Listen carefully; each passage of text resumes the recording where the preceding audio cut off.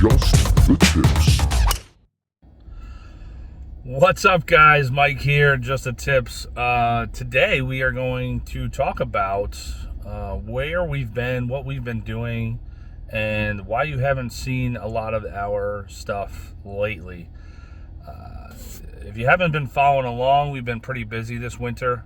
We had some pretty big plans and pretty big changes to our lives since last summer.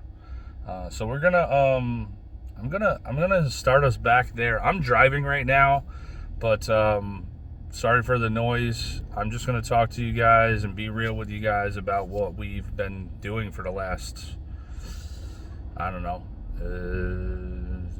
8 months, 6 months, 6 months, probably 7 months. We've had a plan pretty much last spring of opening up a facility, and we kind of carefully went through the process, seeing if this was something that was feasible and something that we could both pull off together, Adam and I. And we went carefully, step by step. What I mean by that is, hey, what is it going to take to get this started? All right, we need a loan. We need a space. We need to figure out clientele base. We need to figure out memberships. We need to figure out all of these things, right? So step one was the space. So I had a personal training client that had a business inside this space, and he told us to go take a peek at it. And we were like, okay. Well, it took us about a month, and we finally got over there and checked it out, and the space was absolutely amazing. It was perfect for what we were thinking in our heads. We had this hybrid thing planned, what we wanted to do, and we kind of did our thing. We checked it out, we sat down, kind of brainstormed and put it all together, and we were like, hey, I think this would work, but now we have to figure out the next step. Next step was funding, getting a loan, getting all this stuff, and we had to put a business plan together and figure out how much it was going to cost us, and be able to basically get this space and get all this equipment for a couple months without making any income. So that was the scary part also. So we had to figure all that out. So we started doing all that stuff last spring. I would say April, May, June, we were doing those things, and we finally, applied for all of these things. We got the loan. We got all the equipment that we needed lined up, and we applied for the lease for the space. Now, mind you, we're still doing all of our golf traveling stuff. We're doing all of the filming, all the editing, and everything like that. And we're actually down at Caledonia for our summer vacation trip, where the guys down in Caledonia and True Blue have been absolutely amazing to us.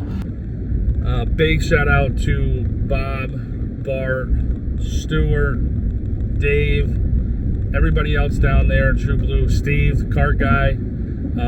Listen, everybody has been super amazing to us down there. We're down there filming some content, and we are actually teeing off on the first hole at Caledonia when we got the phone call that we got the lease. And super excited. I'm going to pop that in right here. All right, I just got an email. Did you get an email about? New York Golf and Fitness just got its lease. Dude. Fuck yes, baby. Yeah, baby. We did it. Yes. We did it. Fuck yeah. Woo! Let's go. And you know, to be honest, you know, that was the most surreal moment about this, because at this moment we had everything like lined up, but we didn't pull the trigger on anything because we were waiting on all the pieces to be, you know, a go. And finally, this was the last thing we were waiting for. So that was August 7th, and basically we got the phone call, and then we went back to the Airbnb, and I ordered the equipment, you know. So basically, if you guys don't know, we own New York Golf and Fitness. We have an indoor simulator. We have 4 indoor simulators and a personal training gym on the other side. And basically, August 7th, I got home back to the Airbnb. I had all of the gym equipment that I had picked out over the last 2 months, custom ordered, sitting in the cart, waiting. And actually the gym equipment guy was like, Mike, listen, I need to know like now, because they custom order it and they custom make it, and it wouldn't have been here on time for us to open our doors. So did that, started ordering all of the golf simulator equipment and technology and hitting mats and curtains and screens and padding and everything that there is on that side. That list is very, very long. So if you are interested in opening up your own indoor simulator, just understand that there is a long list of things that you will need on that side, and we will be putting out a video for that as well. Got back to New York, hammered out a couple things. We had to, you know, go sign leases and get keys. We got keys on August 21st is when we actually opened the door, not to the public, but to us. And we got to work. We had to clean the place out. There was a lot of excess stuff in there that, you know, we had to get out of there. You know, it was old crap, you know, tables and shelves and racks and just a bunch of crap. We spent all weekend doing that and getting this place like clean, just clean, not ready. You know, it was just emptied out and cleaned, and then ready to start what we needed to do. I did document most of this stuff, which we will be putting out in another video once I have time to put all that stuff together. But basically, from August 21st till December 11th, we were grinding. We were absolutely grinding. We were painting. 55 gallons of black paint, just black paint alone on the facility. Then we did gray on the walls and the gym side and yellow highlights all over. So you guys should check that out. 55 gallons of black paint is a lot. Like, I felt like I kept going to Lowe's over and over and over again. I don't ever want to step foot in a Lowe's again, because anytime we needed something, it was another trip to Lowe's. It was paintbrushes, screwdriver, drill bit heads. I had this DeWalt drill bit set, not a drill bit, like screwdriver bits, like a set, and there was probably 60 of them in there, all different shapes, sizes, and everything. I was like, I got a good set, like I'm good. And no, you're not. If you open up a facility, a business, like a brick and mortar business of your own, and you have to do a lot of the renovations, you're not set. lots of stripped heads and broken and dead batteries and craziness. Okay, craziness. Now, mind you, this building is over 100 years old, so it's a lot of brick and a lot of steel. So there's not wood. We're not like hanging the curtains, on wood. We had to come up with some sort of, there was a steel I-beam going across the middle that we needed to hang a curtain track on. But we only got like half the steel I-beam. The other half is on the other side of the wall. And we had to figure out, that was crazy. It was crazy. I can't even explain it on video. It was crazy. But yeah, there was a lot of blood, sweat, and tears going into that. Happy tears. I don't know. I don't think I cried. Adam probably cried. He probably went home and cried. But a lot of blood and sweat, I'll tell you that. And burritos and monsters. Yeah, pretty crazy. Talked to a couple business owners. A lot of sim owners. Mashy down in Myrtle Beach gave us a lot of good tips and forewarned us a bunch about, be prepared, man. Be prepared. He also said that, like, you're going to go through a lot of iterations of what you think is your final product. And you're going to realize that golf balls, they hurt things. They break things. They dent things. So we've gone through a couple iterations of our netting, our padding, our blocking of the ceiling.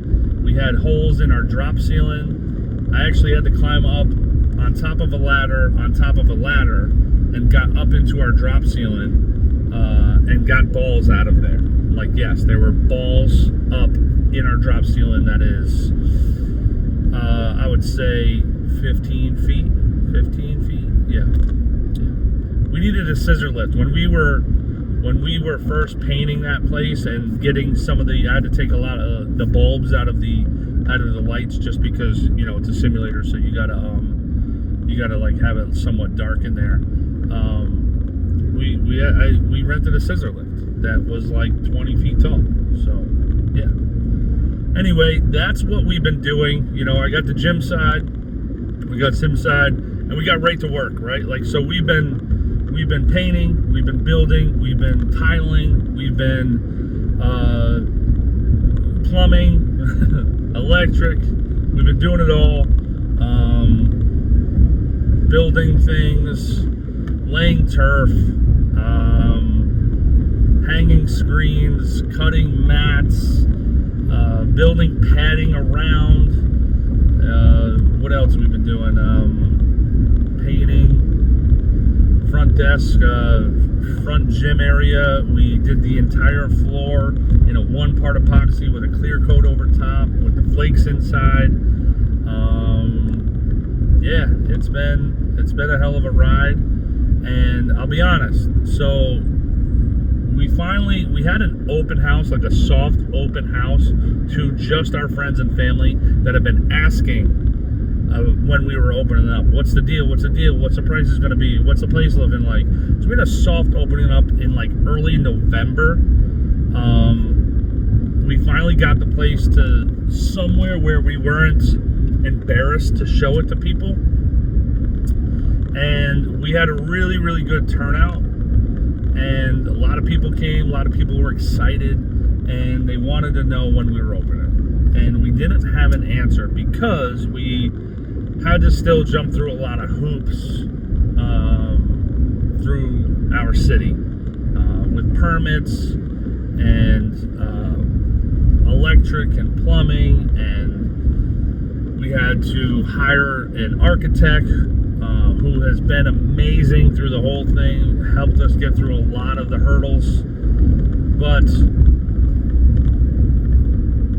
we didn't have an answer to tell people that we were opening. So that was a little rough. We finally got our temporary certificate of occupancy on December 11th. And it actually was the same exact day that the gym equipment was getting delivered. So that being said, rewind back to when I ordered the gym equipment. It took that long for it to get there with tariffs and all of that crap. Sitting down at the docks, it took 120 days to get that gym equipment there. So again, be prepared, guys. Be prepared. Things take a lot longer than you think.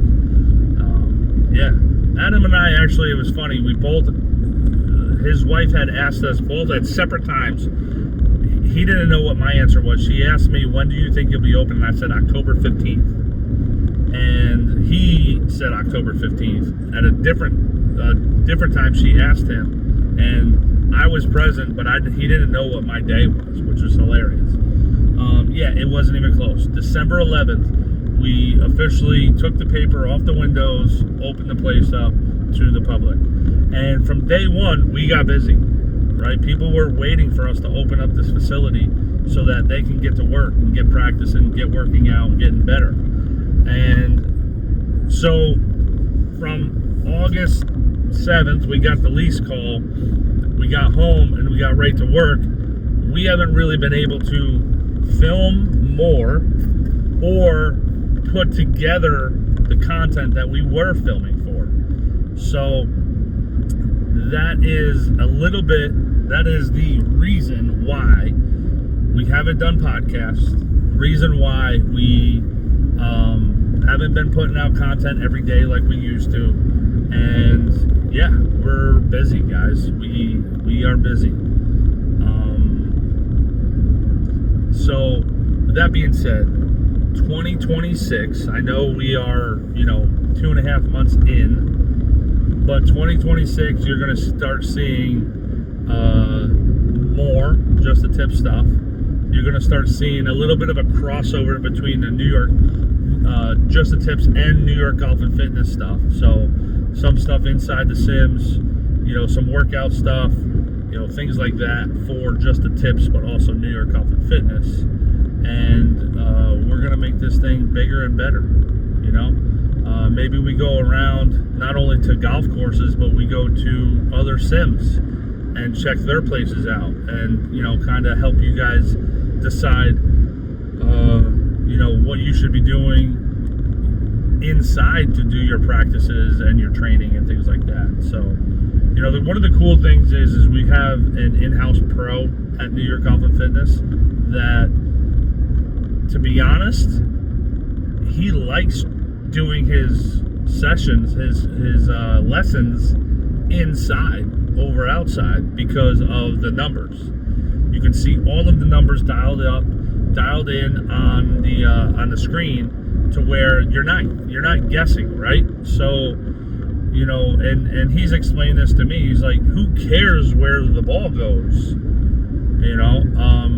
You got to be able to consistently hit the ball like that and know where it's going every single time and look at the numbers. So if the numbers are telling you that you're consistent and that you're doing the thing that he's trying to tell you to do, or he's telling you to try to do, then those things start adding up, that the ball flight's going to do what you expect it to do. And we know, you're on the range and you're like, oh, sweet, I hit that one good. But you might not have any clue where it's going, and then you look up and you're like, oh, all right, cool, got away with that one, or whatever it is. But now you get inside in the simulator that's giving you real numbers and real feedback. You know what you're doing, and you know what you did wrong, and you know that when you start getting dialed in and you start correcting things, that you're getting that feedback. So, and this is obviously coming from indoor simulator owner, but when you're getting that feedback and you're getting that practice in on good swings, I think it's better. You know what I mean? Like, you can sit there and, and we all know this, you got guys outside just, Stuart Clark from the Steve Dresser Golf Academy down in Caledonia and True Blue. I think he calls it drag and whack, right? Drag the ball over, whack. Drag the ball over, whack. Okay? That's not going to make you better. What makes you better is getting dialed in on these simulators and seeing these numbers, and if they're wrong, or if you're not hitting the ball well, you're going to see the numbers of like, all right, why does this ball keep slicing? How do I fix my slice? Well, you start seeing these numbers and you start, doing whatever it is that you need to do to fix your slice, which, obviously we will be putting out videos for that. But when you start correcting things, you'll start seeing those numbers come around to now not slicing the ball, okay? And then you start getting the feel for that, right? You're like, oh, there's a good one. Let me see my numbers. Let me try to repeat that. Let me see my numbers. Let me try to repeat that. And repeat, and then groove that swing, okay? Yeah, guys, listen. I told you I was just going to sit here and talk with you guys. We really hope that Just the Tips, we get that following. We hope we didn't lose you guys. We do apologize for being off the radar for a little while, but we are back. We're going to be putting content together again. It's starting to get nice out. I will say this, it'll be nice to get back outside again, that's for sure, and get on the grass and, see something other than inside the simulators. But, we will be putting that content out, whether it's, playing Strands courses or playing new courses or practicing on the sim. Whatever it is, guys, we're going to be back at it. And just know that, we miss you guys as well. We miss, putting that content together for you guys. I love putting the golf content together because I feel like, honestly, it's all I watch. If I'm on Instagram, TikTok, YouTube, it's all I watch is golf stuff. So, all right, guys, big shout out to everybody at all the Strands courses. We had an awesome 2025 for Just the Tips. We finally got to play Stonehouse in 2025. Big shout out to Adam there, the head pro. Really took us out, showed us around, came out and played a few holes with us, and we had a blast. That is such an underrated Strands course. I will say this is what I'm going to say about Stonehouse. You have to go play it. You should go play it now while it's still not at its mature state, because they just reopened, and they still got some maturing to do of the grass. I mean, the guys, they had 3 feet of fescue in the middle of their fairways and greens and everything. So that course is just been reborn. Okay, so right now the prices are somewhat they're affordable. But I can promise you guys this: that course starts maturing, it's not going to be that price anymore. Okay. There is a little bit of a difference in Stonehouse, I will say. Most Strands courses, all Strands courses that I've played, have a very big dual contrast, whether it's like sand and grass, or rocks and grass, or Tobacco Road has that clay, sand, and grass, right? Royal New Kent is this link style, wispy course and grass, okay? Stonehouse is this Strands Parkland course, but it is still true Strands. So go play it. I promise you guys, you will not be disappointed. Awesome course, so cool. And Royal New Kent, awesome course. Definitely the toughest Strands course there is, and I am going to say the toughest course I've played. All right, I've played the Ocean Course at Kiowa, which is ranked lot, very often, top 25 toughest courses in America. I think Royal New Kent is right up in there, maybe even a smidge harder, depending on the wind. Todd Hill Farm, Tobacco Road, I mean, what can you say about these courses that hasn't already been said? I mean, these courses are truly amazing masterpieces from Mike Strantz. Tobacco Road, great track, really a fun, adventurous course. You got to go play it. All right, I know that the price tag is a little high there because it has become what I was just telling you that Stonehouse is going to be. But it's completely worth it. Soak it all in, guys. Take your time there. Get there early and check out the grounds. The clubhouse is awesome. This is cool, cabin in the woods kind of feel. Go to the range, check out the cart barn, and talk to the guys there. Just get cool stories. Hang out back, and just really enjoy yourself there. Go putt on their crazy putting green. Cool course, guys. Absolutely adventurous. And then head over to Todd Hill Farm. All right, Todd Hill Farm is its evil twin sister, or its twin sister, because I think they're both. I don't want to say evil. Evil is not the right word. It's just equally awesome.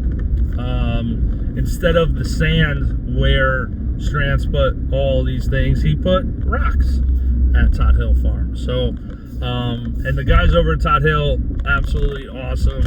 Ben and Brad, cool guys. The whole staff there. Talk to the cart kids. They're awesome too. They got some cool stories. Check out that clubhouse as well, the old farmhouse. Actually, Strantz stayed in there while he was building that course, so really cool.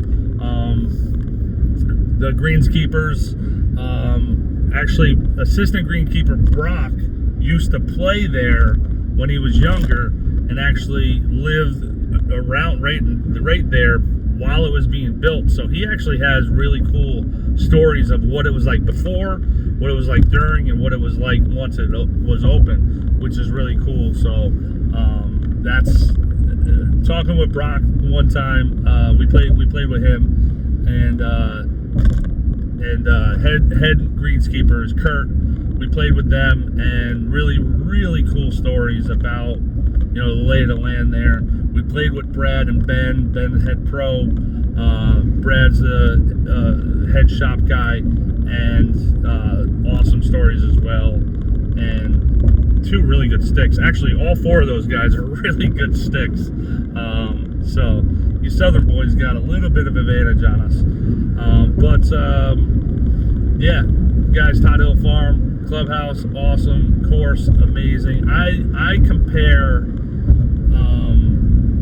Mike Strantz to Walt Disney, and I compare Todd Hill Farm to like Thunder Mountain. Okay, it's just this really cool, adventurous roller coaster of around, right? Not in a bad way. I'm not saying like, oh yeah, I'm saying, you get a lot of rocks and curves and just really fun stuff there. And then obviously you got to head down to Myrtle Beach to Caledonia and True Blue. Shout out to Bob and Bart down there, amazing guys as well. Everybody at True Blue and True Blue and Caledonia have been so amazing to the Just the Tips team. And Stuart and Dave over at the Steve Dresser Golf Academy, guys were absolutely amazing with us and our families. And we did 2 days of their golf school there. And I mean, my daughters are newbies, and Adam's daughter is playing college golf, and me and Adam. So they had like a whole spectrum of golfers, and they were able to really spend some awesome, amazing time with us. So big shout out to them. And obviously True Blue, I would say True Blue is just below Royal New Kent on difficulty. That's hard to say. I mean, True Blue is a beast, man. True Blue is a beast. There are some scoreable holes. Hole number 9 is not one of them, as much as Bob and Bart think that they are. But there are, you know, it is open. You just got to hit it in the right spots, and that's how all Strands courses are. Par 3s are beasts there, but really fun course. True Blue. Caledonia is just beautiful. Just a very, very beautiful southern course. I mean, I think they just posted a video that somebody made about driving up the driveway at Caledonia is as close to driving up the driveway at Augusta as that you can get in golf. And I highly agree to that. I highly agree to that. It is like the normal person's drive up an amazing course. And it never ever gets old. I think I've played Caledonia 10 times, and that I want to film that drive every single time, and it just doesn't get old. Another amazing Mike Strands course, just so imaginative, so creative. That finishing hole 18, sitting out on the porch having a beer, nothing beats that. I don't think anything beats that. Let me try to think. So Tobacco Road, we sat on the back and watched a couple groups come up. We were actually one of them, and there were people there, you know, betting on us. I got up and down for par. Adam got up and down out of the bunker for par, and apparently lost a couple of the guys some money because they didn't bet on us to make par. But and then we sat there and did the same thing. We had a good time. But Caledonia sitting there on that back porch, I mean, you could sit there until the sun goes down, and probably a little bit after. So yeah, pretty special place, and it really does feel special. You know, it just feels like Mike Strands is there, man. And I will say, rumor has it, and Bob, Bart, if you're listening, if you made it this far, if anybody else knows, I feel like I read somewhere that Strands' ashes were sprinkled at Caledonia. So I'm just saying, if it's not true, it feels like it. All right, I will say that it feels like Strands is there, and I mean, I kind of feel like that at every course, but I would say I feel it most at Caledonia. You know, especially just very peaceful there. Just really special. We met Mike Jones there last year. That was awesome. Interviewed him. Mike Jones was, I guess the left-hand man to Strands.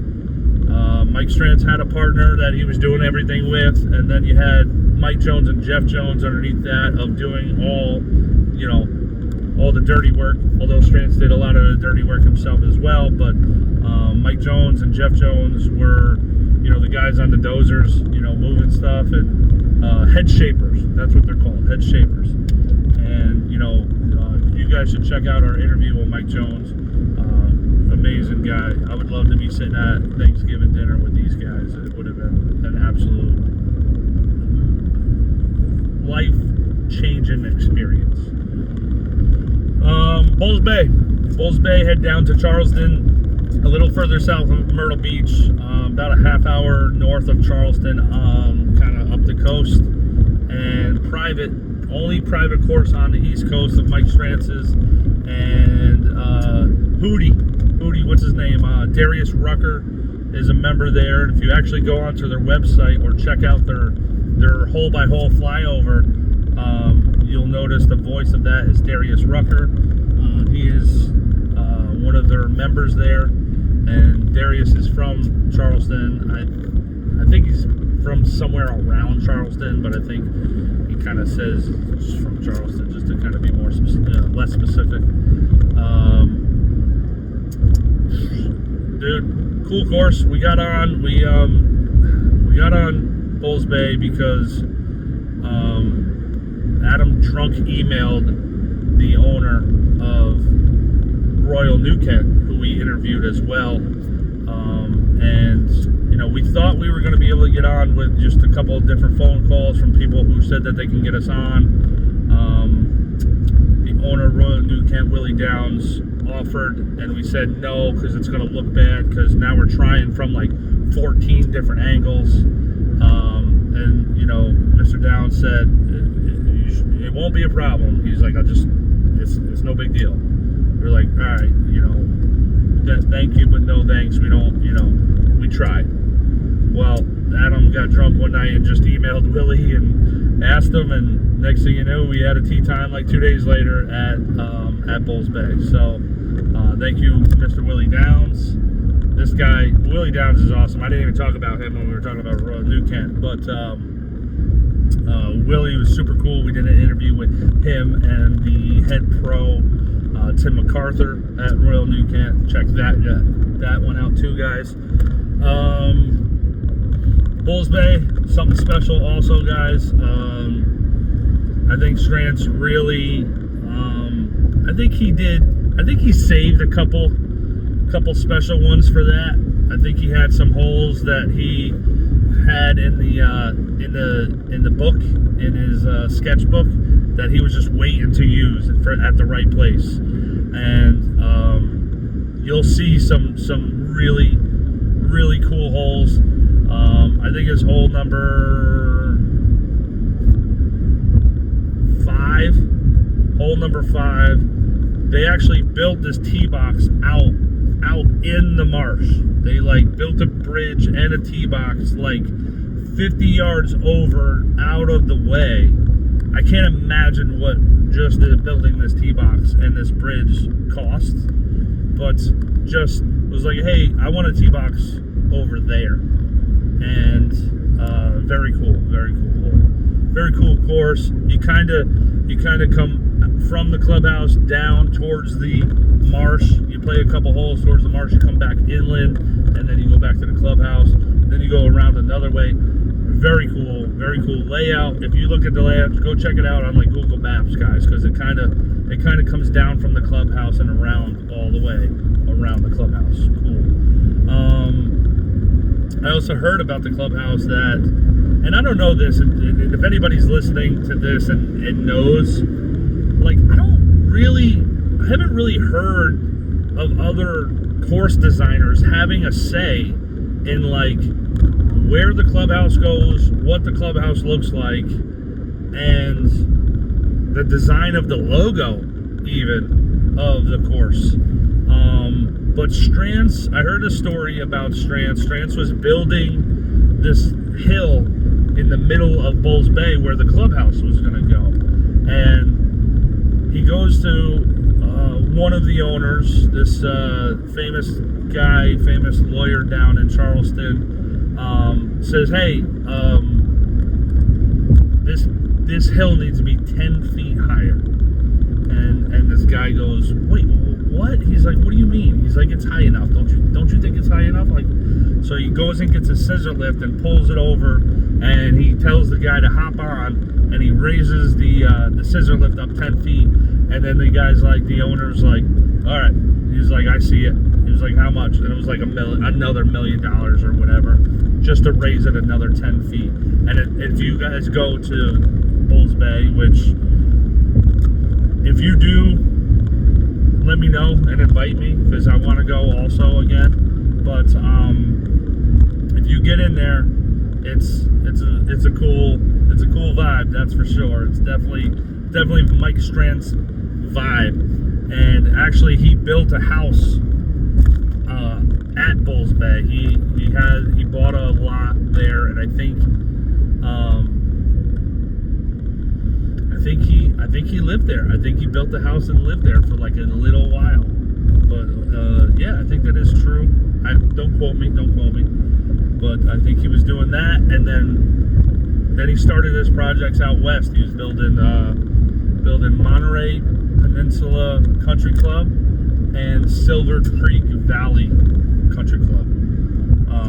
I don't know a ton about those courses. I really want to, and I really want to go play them, because if you check out the documentary on YouTube, of Mike Strantz. There's a really good, just emotional stuff about Monterey Peninsula Country Club, about Mike Strantz, so very cool. And if you check out the guys, Strantz Fans Club and the Golf Crusade, they do some really cool stuff and know a lot more about Mike Strantz personally than I do, especially off the top of my head.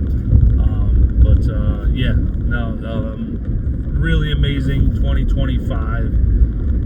We met a lot of people, made a lot of good relationships. Hope we didn't burn them by being gone for the last 6 months.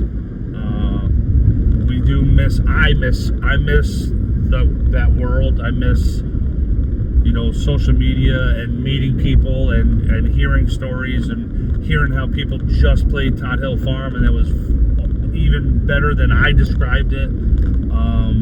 I miss that stuff, so we're gonna get back on. Just need to find some time. We are busy. We are New York Golf and Fitness is holding it down, man. I mean, obviously it's winter up here in New York, so this was our busy season. My goal is to keep things riding, steady through the regular golf season. But so. All right, guys, thank you for listening. That's enough for me. Mike from Just the Tips, New York Golf and Fitness. That's like my Tuesday talk. Just the tips.